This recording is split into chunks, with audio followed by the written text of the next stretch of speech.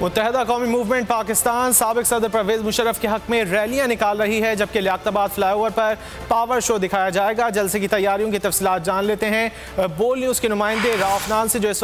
वक्त मौजूद हैं MQM के सीनियर रहनुमा आमिर खान के साथ। जी रावफनान, क्या बताएंगे और इस वक्त जलसे की तैयारियाँ कहाँ तक पहुँची हैं?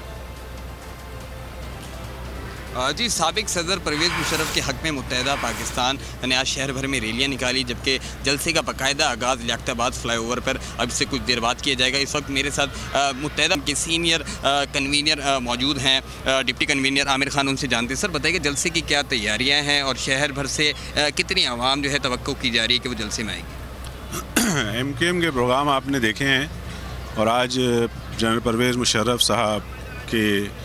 साथ इज़हार यकजहती के लिए इस रैली का इनेकाद किया गया है और पूरे शहर में हर गली मोहल्ले से लोग यहाँ पर जोक दर जोक आने के लिए तैयार हैं। हर इलाके में हमारे UC लेवल के ऊपर उनको ट्रांसपोर्ट भी फराहम की गई है, तो वहाँ से अब रैलियाँ तकरीबन निकलना शुरू हो गई हैं। अब से कुछ देर में यहाँ वो रैलियाँ पहुँचना शुरू होंगी और जैसे ही वो रैलियाँ पहुँचेंगी तो उसके बाद यहाँ पर गुफ्तगू का आगाज़ करेंगे और इंशाअल्लाह एक तारीख़ साज रैली आप यहाँ पर देखेंगे, जो जनरल परवेज़ मुशर्रफ से इज़हार यकजहती भी करेंगे और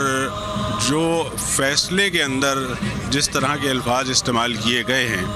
किसी इंसान के लिए जिसकी शायद मज़हब भी हमको इजाज़त नहीं देता, रसूलुल्लाह सल्लल्लाहु अलैहि वसल्लम का भी ये फरमाना था और अपने सहाबा कराम को हिदायत थी कि किसी भी मार्के में वो हिदायत देते थे कि खेतों को नहीं उजाड़ा जाएगा, बच्चों को औरतों को नुकसान नहीं पहुंचाया जाएगा और लाशों की बेहुरमती नहीं की जाएगी। इस फ़ैसले के अंदर ये जो अल्फाज हैं ये